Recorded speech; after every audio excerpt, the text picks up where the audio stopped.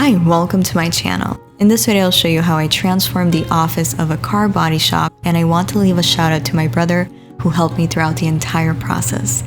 Well, now that has been said, let's get started.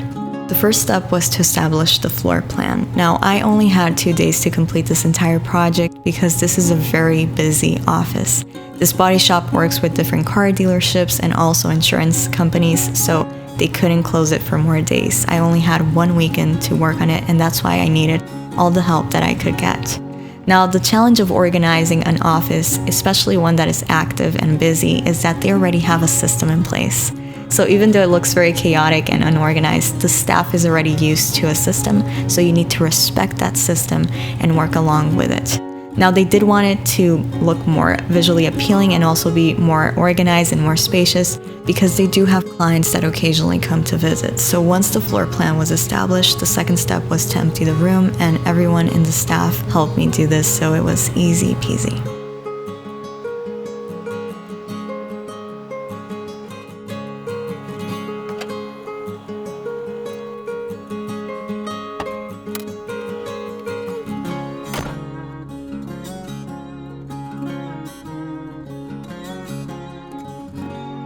I decided to paint the ceilings because they had a lot of stains in them, and I painted them the same color that I used on the walls.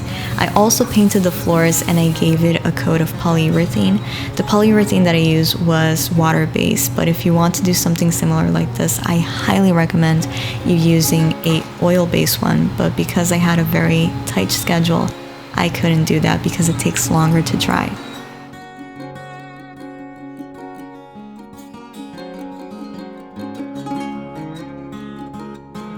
I also ended up buying wood on Home Depot to create a couple of decorative shelves, and because the measurements were a little bit weird in this room, I decided that it was easier just to make them according to my measurements.